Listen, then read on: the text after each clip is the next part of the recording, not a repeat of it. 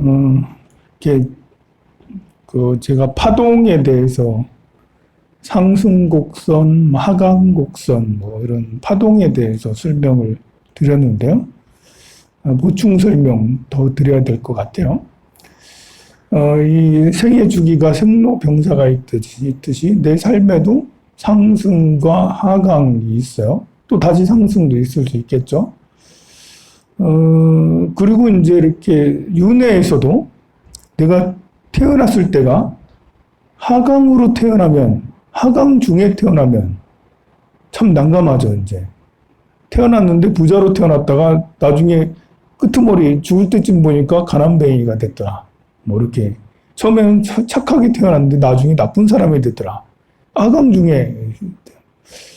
그런 상승 중에 태어나면, 그러면 태어났는데 좀 힘든 곳에 태어났다가 점점 좋아져서 나중에는 덕이 많은 사람이 됐더라. 이렇게 될 수가 있잖아요. 또 어떤 사람은 최저점에서 태어나는 게 비천한데 죽을 때도 비천해. 어떤 사람은 최고점에서 태어났는데 부귀한데 죽을 때까지 부귀해. 대부분의 사람들은 이런 그 생애 윤회의 주기를 다 겪으면서 살아가요. 그런데 이렇게 그렇지 않은 사람도 있어요. 워낙 딸리는 사람, 워낙 딸리는 생명이죠. 공덕을 지어놓은 게 없어. 박복해. 상승, 하강 이런 것도 잘 없어. 그냥 저 밑에 바닥에서 계속 언제 올라올지 모르는. 이번 생도 바닥, 다음 생도 바닥. 한 10생, 20생이 지나도 계속 바닥. 이게 이제 아비지옥에 떨어져 있구나. 이렇게 축생이나 악귀나 이런 데 떨어져서 너무 오랫동안 그 생활을 해서 이렇게 올라올 기약이 참 어려운. 이게 올라올 수 있는 인연이 있어야 되는데 없어. 복이 워낙 없어가지고. 우리가 그런 곳에 떨어지면 안 되겠죠? 그래도 우리는 그나마 이렇게 불법도 만나고 사람이기도 해서 공부도 하고 남을 위해서 뭔가 하기 때문에 그렇게 되진 않아요. 설사 여러분이 악도에 떨어졌다 하더라도 다시 또 상승, 그건 잠시 하락이었을 뿐이고 잠시 지하일 뿐인데 다시 올라올 수가 있어. 그런데 그렇지 못한 생명들이 참 난감해요. 그래서 우리가 남을 도와야 된다는 거예요. 생명을 도와야 된다는 거야. 사람이든 어떤 생명이든 그 생명들을 위해서 기도해주고 그 생명들에게 법문을 해주고 공덕을 짓도록 해주고 그래야 된다는 거죠. 하다못해 파리, 모기, 벌이라도 바퀴라도 오리, 닭, 쥐 이런 거라도 우리가 축원을 해줘야 될 필요가 있는 거예요. 그거는 이제 그 인생이 사람으로 있다가 잘못해서 이제 잠깐 오리의 몸을 받았을 수도 있지만 그냥 저 밑에서 계속 헤매고 200생 동안 300생 동안 계속 그렇게 헤매고 있는 걸 수도 있거든요. 그러니 우리가 이제 오리를 위해서, 닭을 위해서, 돼지를 위해서, 지옥에 사는 중생을 위해서 기도를 해줘야 될, 공덕을 지어줘야 될 필요가 있는 거예요. 그게 이제 가섭존자의 논리인 거야. 가섭존자는 복이 없는 사람은 왜 복이 없냐? 복을 지을 일이 없으니까 복이 없다 이거죠. 이 생에도 가난, 다음 생에도 가난. 이 추세라는 게 상승으로 올라오기가 참 어려워. 상승으로 올라올 추세가 돼야 되는데 계속 최저점에서 지하에서 계속 올라올 줄 모르고 있다라는 거지. 어렵게 힘들고 살아가는 게. 그래서 가섭존자는 그래, 내가 맛있는 거 못 먹어도 괜찮아. 그러니 탁발을, 어렵고 힘든 사람에게 탁발을 해야지 해서 이제 지하에서 탈출할 수 있는 기회를 주고 싶어서 그렇게 하는 거거든요. 우리가 이제 가섭존자만큼은 못 하더라도, 우리가 이제 이렇게 방생하고 막 그런 것이 어떤 사람은 사람 방생이 제일 그 물고기 사가지고 방생하는 게 그게, 좀 수준 떨어지지. 사람 방생이 최고지. 이렇게 얘기하는데 그것은 인본주의, 그 사람이 제일 인간의 존엄성 이래가지고 사람이 만물의 영장이라고 착각하는 사람들이 생각하는 거예요. 이미 우리 사람들은 복을 많이 받고 있어. 여러분들이 밥을 한 끼 더 안 사줘도 이미 사람들은 복을 많이 받고 있다고요. 축생이나 지옥에 사는 중생이나 이런 아귀들은 더 힘든 거예요, 이게. 이 사람에 비하면 이건 아무것도 아닌 거예요. 너무 힘들어. 그러니 이렇게 물고기를 사가지고 방생하는 것이 장난도 아니고 지금 뭐 자연 훼손하는 거야? 아니면 물고기를 죽이는 거야? 물고기 잘못해가지고? 이렇게 비판할 게 아니라니까요.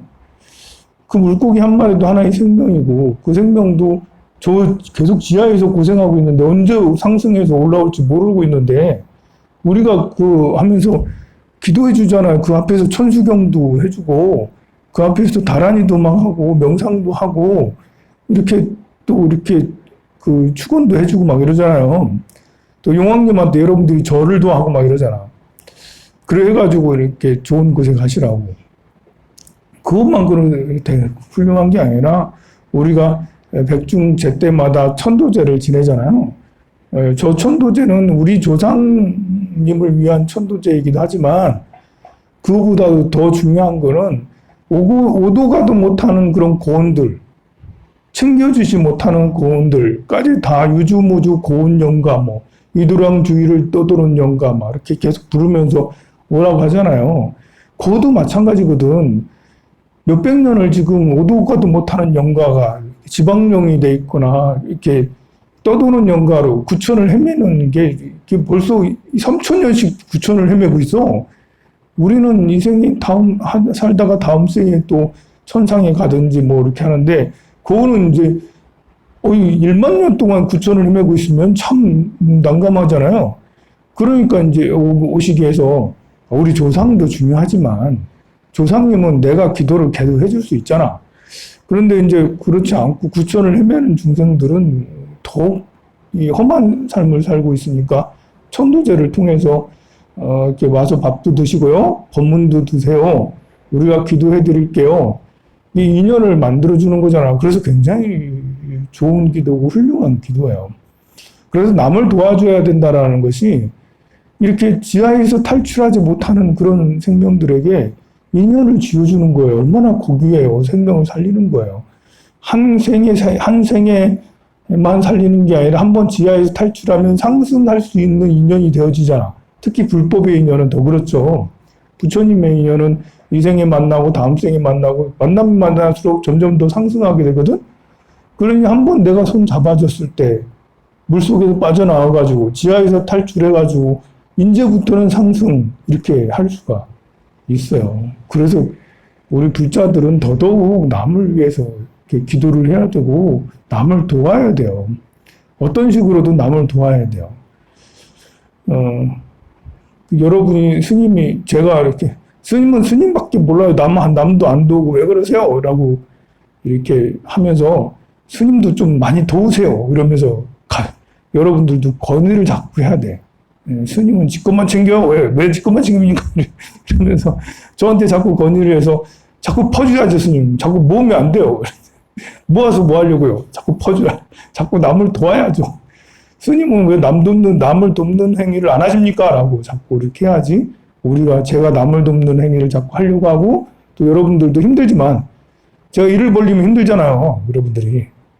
그렇지만 그래도 그렇게 힘든 건 괜찮은 거예요.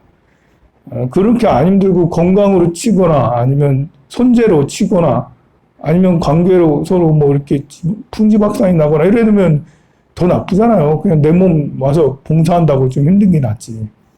자, 그래서 어려운 사람들을 도와야 될 이유가 그렇게 정말 중요한 이유가 있고요.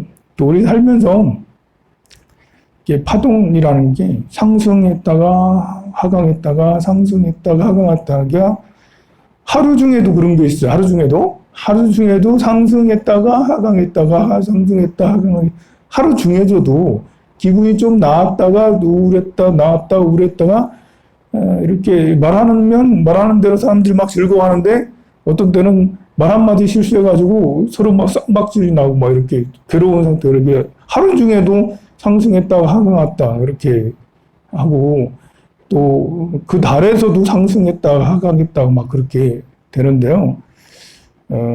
뭐 이렇게 우리가 늘 상승만 있으면 얼마나 좋겠어요. 그러나 그렇지 않더라. 늘 상승만 있는 게 아니라 하강도 꽤 길 때가 있다. 때로는 10년, 20년씩 하강할 때도 있어요. 내 삶이.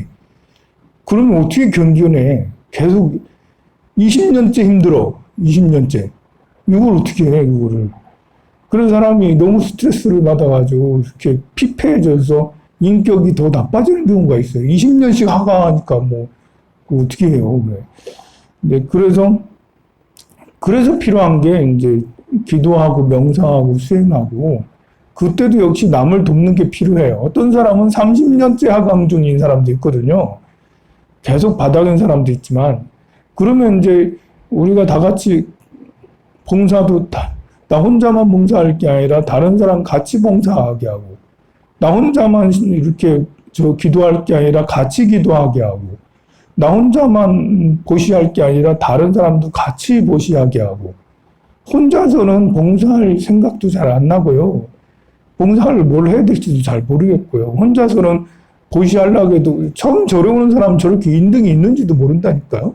처음 절에오는 사람이 연등이 있는지도 모르고 불전함이 있는지도 잘 몰라요. 불전함 스님이 스님 배불리려고 여기다 돈 넣으라고 하지 이렇게 생각을 한다니까요.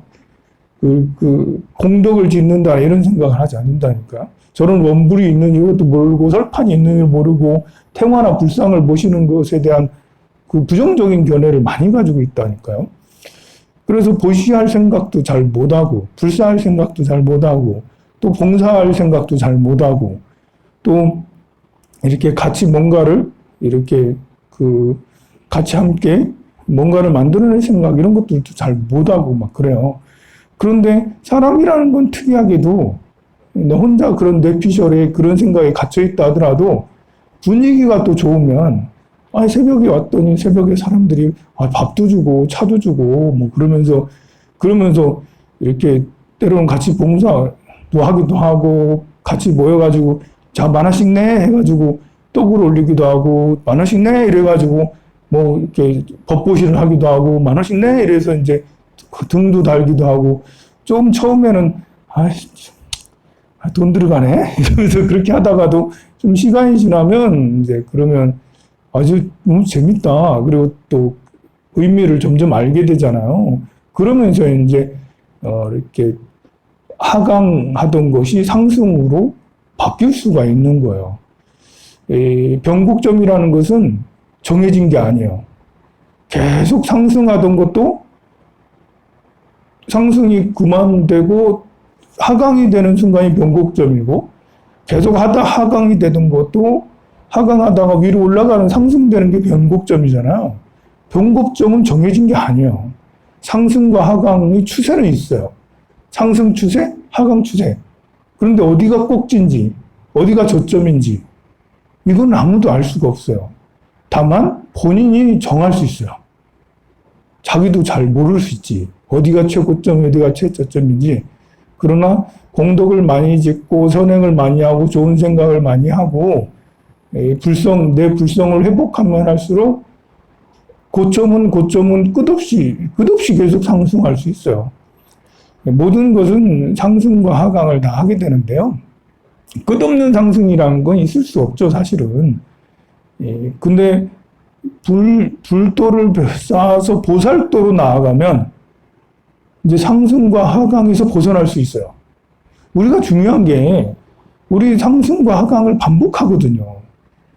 늘 이생을 받고 다음 생도 받고 또 다음 생도 받는데 상승했다가 하강했다, 상승했다, 하강했다.